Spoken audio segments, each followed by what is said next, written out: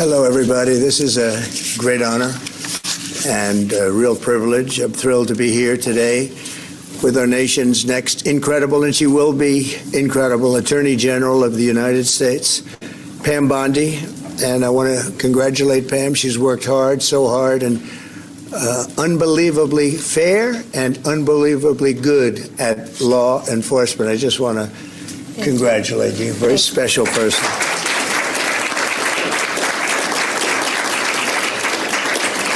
And I'd also like to thank Justice Clarence Thomas and his incredible wife, who's here someplace. There she is.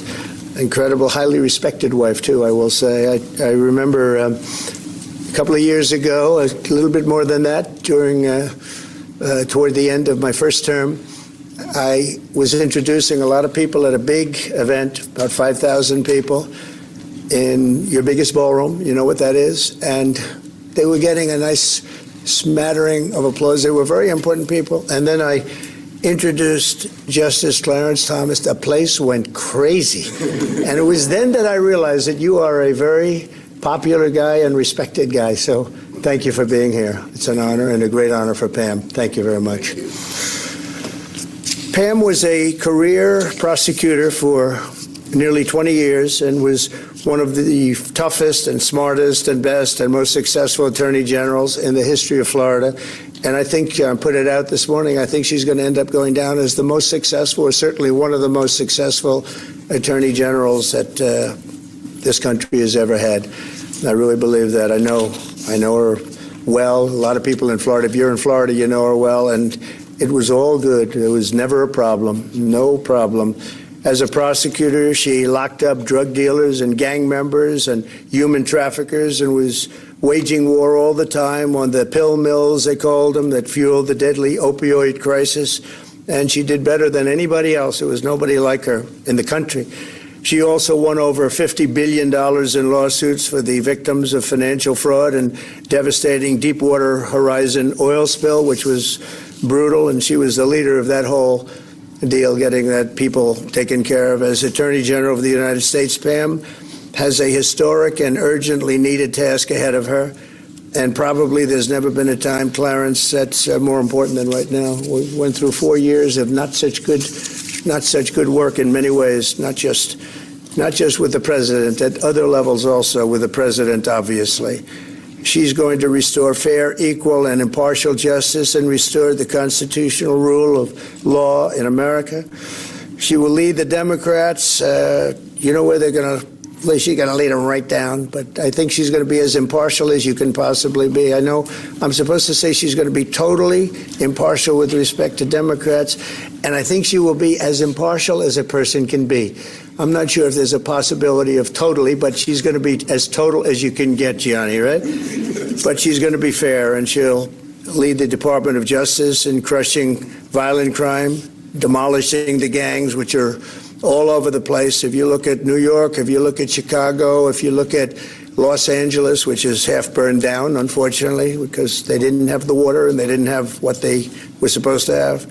Destroying the terrorist cartels is going to be a very big priority for Pam, and that leads to crime and it leads to a lot of drugs. So she's going to take care of it, and she'll stop the invasion of our country and get fentanyl off our streets. And we're going to be working with her very closely. Kristi Noem and Tom Homan and all of the people are going to be working very closely with Pam. She's going to end the weaponization of federal law enforcement and restore honesty and integrity at the DOJ and the FBI. And she's going to be working with Cash, and she's going to be working with a lot of other people that you've been reading about, writing about over the last few weeks. The role of Attorney General comes with immense responsibility, but I have absolute confidence that Pam will fulfill her duties with honor and courage and strength and fairness. She's going to be fair. She's going to be very fair. And now I'd like to invite Justice Thomas to administer the oath of office. And thank you all for being here. It's a very important day, I believe, in our country's history. Thank you very much.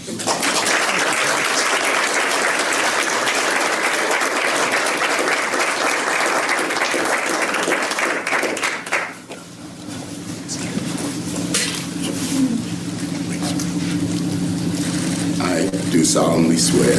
I, Pamela Bondi, do solemnly swear that I will support and defend the Constitution of the United States that I will support and defend the Constitution of the United States against all enemies, foreign and domestic, against all enemies, foreign and domestic, that I will bear true faith and allegiance to the same, that I will bear true faith and allegiance to the same, that I take this obligation freely that I take this obligation freely without any mental reservation without any mental reservation or purpose of evasion, or purpose of evasion, and that I will well and faithfully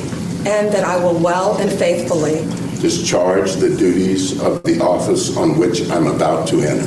Discharge the duties of the office on which I am about to enter. So help me God. So help me God. Congratulations.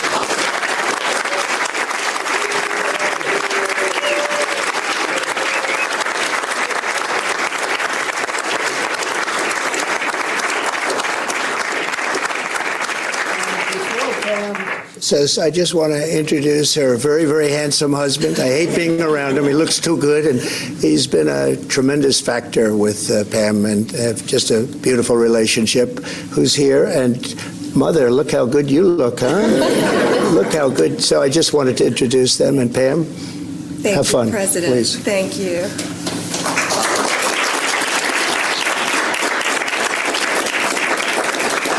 Thank you, President Trump. I've known you for many, many years, and I will not let you down. I am truly honored that you have asked me to take on this role, and I will make you proud, and I will make this country proud. Thank you. And I just want to thank all of my friends who are here today, my dear friends and my family, my mom, my husband, my pastor, Aaron Burke, is here, so many of my good friends and my colleagues. So thank you all so much, and I will restore integrity to the Justice Department, and I will fight violent crime throughout this country and throughout this world and make America safe again. Thank you.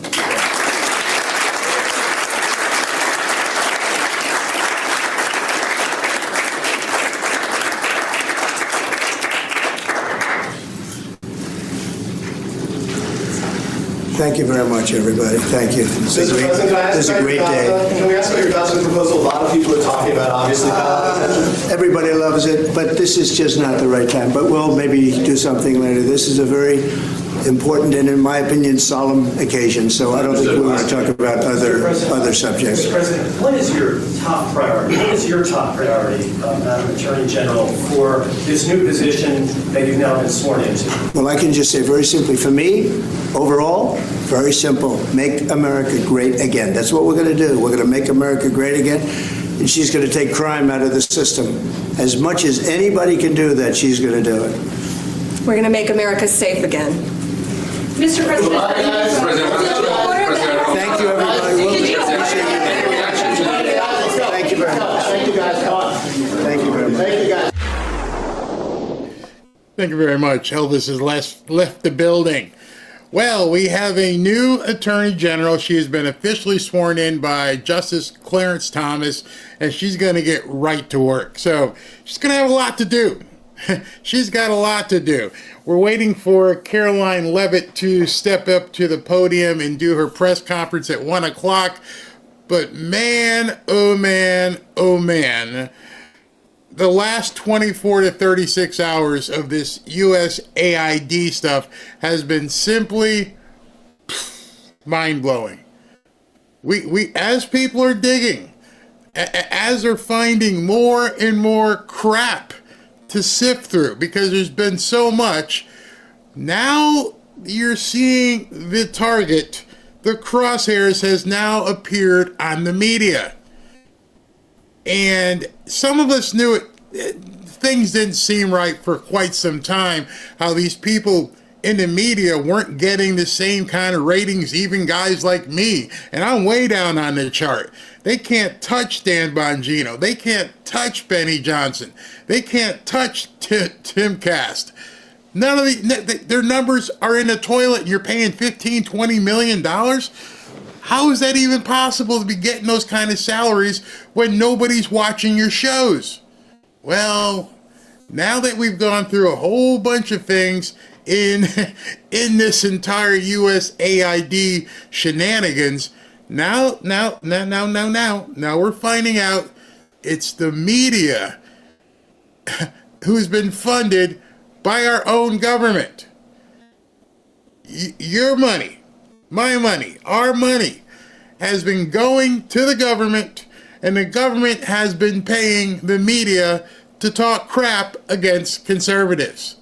It is now blowing apart. It is probably, arguably, I can go back to maybe the McCarthy hearings. I don't know. I wouldn't hear that. So this is the biggest media scandal I've ever seen. It could be historic. What we've been finding out, and what's now I know why these idiots are screaming. Now, you won't believe how much they're screaming. I can't get into it now because it's going to take a lot more than 15 minutes.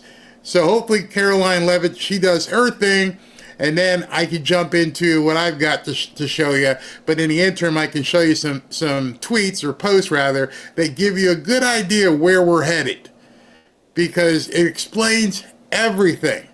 So let me see, let me pull this up. This one came up literally about, when did it come up? 11:24. And bam, let me show it to you. Because now they've set up where you can search where this money's going. Thomson Reuters.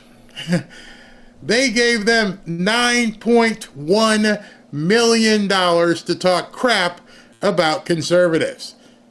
$9 million. Went to Reuters. What is this? Next one. Breaking. Doge uncovers USAID funded internet censorship operation in London, run by none other than Nina Jankowicz. You remember Nina Jankowicz? Nina Jankowicz was the woman that Biden was going to bring in to be the minister of truth, or whatever they were calling her. Remember that? Crazy lady that was singing and everything. Look at this. The truth is out. USAID was secretly funding a massive misinformation and internet censorship project in London, headed by none other than Nina Jankowicz, Biden's disinformation czar. Jankowicz, infamous for her cringe-worthy disinfo musical, was put in charge of Biden's Orwellian Ministry of Truth. Now we learn she's been running a censorship machine funded by you through USAID. Globalist-backed suppression of free speech exported across the Atlantic. The deep state's global censorship network is being exposed. This wasn't just about America. It was a coordinated effort to silence voices worldwide. Now it's all coming to the open. When do we find out what these guys got?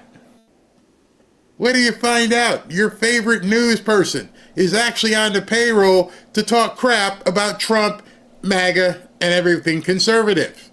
This is really, really just the tip of the iceberg, as they would say. As more and more, because now you've got an army of people searching and digging and looking to see who got money. $9, $10, $20 million.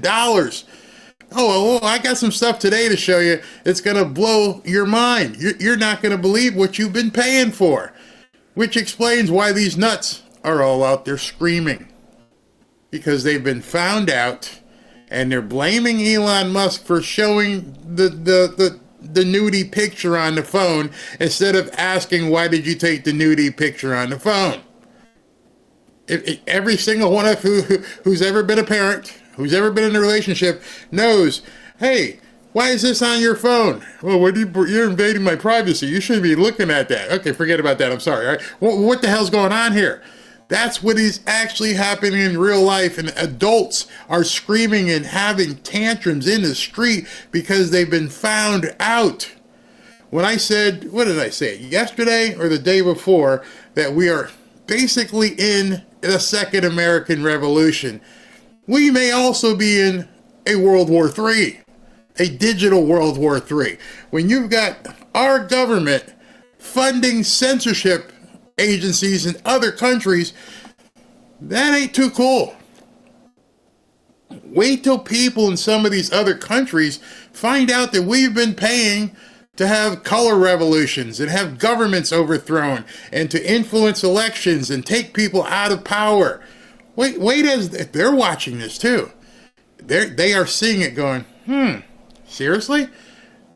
Think about what the Brazilians think right now. Think about what the Venezuelans think right now. So we did win our election, but the United States subverted it. This is so bad. It is thankful that we have a man like Trump in place to help clean this up. I don't know how we get out of this mess. Because, remind you, this is just one agency. Wait till they start looking at the other, which is really, really, really what the Democrats are worried about, is that you found one stash. Oh my God, you weren't supposed to find this stash. Where are the other stashes you got in the backyard? Where are the other jars of cash you got buried? And now people are looking, and we already know you're doing it. See, before it was a thought. Maybe they're not as scumbags as we think they are. But now we're getting confirmation that, oh man, you people really are scumbags. You people have been stealing from the American people.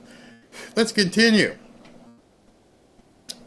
How bad is it getting? Well, the Associated Press is funded by the government. Turns out that not just Politico, which I'll talk to you about in a second, but the Associated Press isn't just reporting the news, it's cashing checks from Uncle Sam. At least, you ready? Sitting down? At least $19.5 million in government contracts, mostly from the State Department and the U.S. Agency for Global Media, whatever the hell that is. And in just the past few years, AP has pocketed over $619,000 from the Fed, 87% of it directly from the State Department. So when AP spins the narrative, just remember they're getting paid. You just weren't supposed to know about it. And in here, you can just see some of the numbers that these people have been getting paid. It's absolutely insane. There is no news. When you hear us say, hey, you are the media, actually, you are the media. These people can no longer be considered media. They are merely propaganda arms of the Democrat Party. That's it. Nothing what they say. There's no authenticity. They are told, here's what you say, here's how you say it, here's when you say it, which is why they're also having such a problem reacting to everything. Because the people who are telling them what to say and what to do can't do it fast enough to keep up. And so you're seeing that lag. Today's story, they can't report until, 2 days from now. Because no one knows what the response is supposed to be, and there's no authenticity. And so they have to wait till somebody writes it and crafts it and everything. It's just one big, incestuous pool of crap. Oh, and guess who else is in that pool? Yeah, them too. The U.S. government gave the New York Times tens of millions of dollars over just the past 5 years, despite paying relatively little money to the New York Times in the preceding Trump presidency. For instance, in August of 2024, the U.S. government awarded $4.1 million to the New York Times. The bulk of the funds came from the Department of Health and Human Services. Look at that number, $26.9 million. And followed by the National Science Foundation of $19 million. So if you're not good at math, that's nearly 46, and there's another 4, that's like $50 million. $50 million went to the New York Times. Now you see why all these hit pieces were getting out there and what they were saying about Trump and how they were amplifying everything negative about conservatives? But didn't want to talk about the laptop, which was real, but they convinced people that it wasn't real, that it was Russian disinformation, and you shouldn't believe it because we're the media, we're telling you. If you got a subscription to any of these websites, just go ahead and cancel it now. You're merely just pumping up propaganda. And what's funny is these people have no response. I mean, literally no response for this. Politico, you know, that big political website, they got $8 million from USAID. $8 million that we know of so far. 8.1 million. Charlie Chris, so let me get this straight. USAID has been spending millions of taxpayer dollars every year funding not only the BBC, but also Politico. Yep, you just found out. It's crazy. And remember, Politico, Charlie said, published the original Hunter Biden laptop equals Russian disinformation story. They were the first ones to come out with it. They were the first ones to tell you, no, don't believe what you see. It's all a lie. With the fake 50 people who also said it was disinformation. That was them. And let's see here. Politico also instructed their reporters not to write about Hunter's laptop and killed the story on Hunter getting hit with, getting hit with a tax lien on his Burisma income. They were told not to write about it. Told, instructed, do not write about this. It just gets worse and worse and worse. Wait till you see this one. Elon Musk responded to Mario's post. FDA. The FDA dropped 517,000 on Politico subscriptions. Now here's what's really interesting. $517,000. They only got 37 subscriptions. Do the math. Do the math on that. Let me do the math for you, because some of you may not have a calculator nearby. I happen to have one, which is on my phone. So I will do that for you, like right now, and tell you how absurd what you're looking at on your camera. I mean, on your screen. 517, I'm going to call it 518 because I'm going to round up. 518 divided by 37, and that's $14,000 per subscription. 14,000. I don't know anything that costs 14,000 per subscription, especially to something you're just reading. But yeah, that's what Politico was getting. And I love what Elon says, not efficient use of taxpayer funds.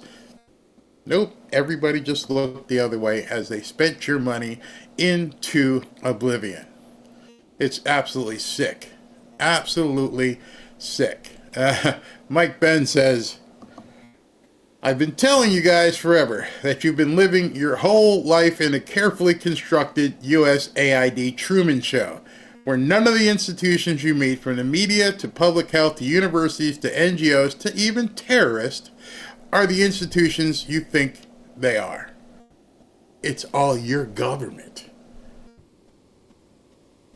Let that sink in. Everything you've been seeing in the media, for the most part, everything you're seeing in foreign media, the BBC, is being controlled by the United States government through this agency that's taking your tax dollars, and nobody's allowed to know. You can't even question. They are beyond reproach. Do not ask where these dollars are being spent, because then if you're doing that, you're just a reprobate and you're working for Elon Musk and you're a Russian puppet.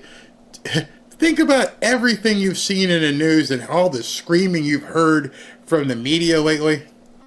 As you're hearing all this, let me know if any of you have heard a single denial. Nope. Nobody's denying it. They just are mad because now you know it. This guy Elon Musk is telling all the world's secrets. But what about the secret? Can we talk about the secret? It's so insane because every single adult on the planet is looking at these people going, you're screaming about disclosure, not about what's being disclosed. And I won't even get into it because I can't do it here, what the little elf doctor did with that country over there in terms of that thing we all had to do. Yeah, we funded that too. Yeah, that was your money and my money. Absolutely, all of it. We are 1 minute. We got the 1 minute warning, as they say. Actually, it was a 2 minute warning. And we're waiting for Caroline to walk up. I got a whole bunch more to show you. And then depending on how things go, as you heard at the end of his speech with Pam Bondi, Donald Trump, who's been just making our lives really great, but at the same time, for people in the media do stuff like what I do, it's very hard to plan. Because you have to wake up the next morning and go, okay, here's the schedule. And if you notice, there was nothing on there about Pam Bondi just walking out, him going to take questions. So I had to tape that. And then if you heard the last question he said, the last question, the guy's like, oh, well, that's not relevant right now. It's not prudent. We're talking about Pam Bondi. And he said, but I'll probably be talking to you later. And I went, dude, you didn't put it on the schedule. How long am I going to be here today? I was talking to Ashley this morning, so I'm going to put up a poll while Caroline is talking. I may go and change because J.D. Vance said this is the new norm. It's going to be like this. So I'm thinking, instead of doing 2 shows, instead of doing an early show and then doing a late show and not understanding when he's going to come out or what news is going to break, I'm thinking about doing 1 long show. I'm thinking about doing it like like the Rush Limbaughs of the world and just saying, hey, listen, we're going to go on at 1 o'clock and we're going to go from 1 to 4. And then, we'll see what happens. Because today we've got this press conference. After this press conference, what I understand, at 3 o'clock, he's going to be signing some more executive orders. These executive orders are going to make some more liberal heads explode. The liberal heads exploding is because when he signs, I don't know if there are more or just this one, the big one that everyone's been talking about is he's going to ban Transformers from women's sports. Just going to ban it.